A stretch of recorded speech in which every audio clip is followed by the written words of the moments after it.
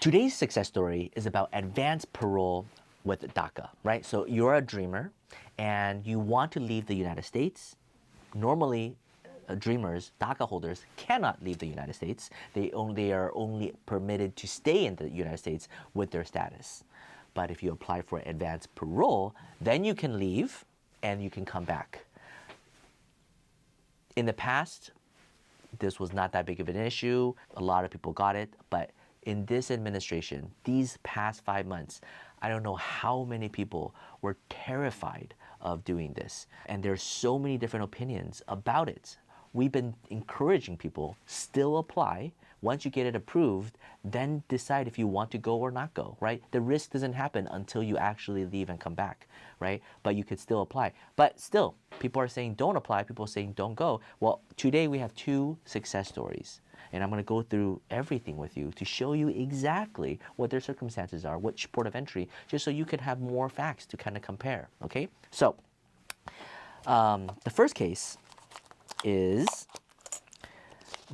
they applied for advanced parole in December of 2024, and then they got it approved, and they came in March of 2025 through LAX. And it was fine, right? Like we prepared everything, we explained everything, they explained everything to the officer, and it's fine. Again, March 2025, not too long ago.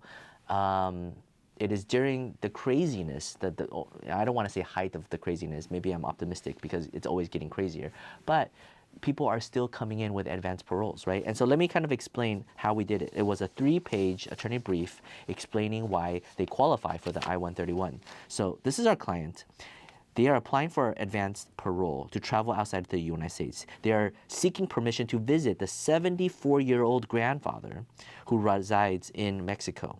He's been battling a critical illness. He wants to pay his respect for late aunt who passed away in 2021. They've been in DACA status since 2012 and explained their entire background. And then I talked about exactly who they are in the United States, what they're doing now, and where they're going to go, and the itinerary. The bullet point number 1, request to visit sick and elderly maternal grandfather, providing all the documents, 5, 6, 7, 8, 9 documents, proving that he is going to meet this person. And then there is also requesting to pay respect to the late aunt's tombstone, providing documents there, and also a detailed statement. We filed it. The advanced parole got approved relatively quickly, and then finally made the trip in March. They were quite scared, but we were on standby to make sure when they entered they're completely safe, and it was completely fine. The officers were polite, they understood everything, did not give them a hard time. We had them prepare the entire application of the advanced parole, so if the officer did ask, hey, why did you go there? Where did you go? Where did you do? They can actually show they actually did what they were supposed to do.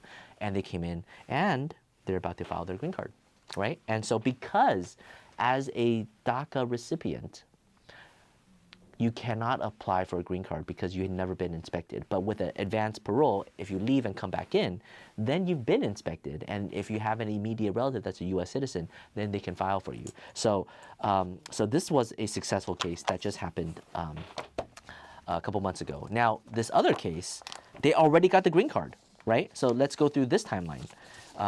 This was crazy fast. We filed the advanced parole July of 2023. In March of 2024, they were able to enter through the Tijuana border. We then applied for their green card February 2025, 4 months ago, and in May of 2025, 2 weeks ago, green card already got approved, right? Absolutely crazy, and this is Trump era application. These are for DACA holders who apply for advanced parole, who leave the country, who came back, who filed and got the green card, right? So I know on the news, people are having all sorts of, fear-mongering about USCIS, about the crackdowns, about people getting deported, and people are paralyzed with fear, not wanting to do things that they absolutely have the right and ability to do. DACA holders have the right to apply for advanced parole. It hasn't been shut down yet, right? USCIS allows it. So apply for it. Provide the humanitarian reason why you need to travel abroad. Provide the reason why it's work-related, or provide the reason why it's humanitarian-based. provide these personal stories, it gets approved, then actually go do the thing that you're supposed to do, right? There's so many people who apply and then they don't do it. They just go to the border and turn around, come back. Those are the people that CBP officers are pissed off about. And CBP officers have told me that they are pissed off at these people because it's misrepresentation. They think it's a game, right? Like advanced parole is a privilege to allow you to leave to do this thing, and they know that it gets you a green card later on, but you still didn't even do it, right? So just, whatever reason that you need to go abroad, prepare it well, cleanly. It's not difficult. Get it and actually do the thing. And when you come back, present it well, be very polite. CBP officer inspects you, approves you. Both of these cases, they were inspected. There was no problem given to them, and they were able to come in the country. And then it's just like any other immigration application, right? You got married, U.S. citizens petitions you, you get a green card. Or your children is over 21, petitions you, you get a green card, right? So I want to just share these stories with all of you, okay? It works. It's still working. The United States is not shut down just because there are anti-immigrant sentiments. There are these career officers at the CBP level, at USCIS, at the consulate. They're still approving tens of thousands of green cards and visas almost on a daily basis. I want to be able to provide these hard facts to show that it's still working, okay?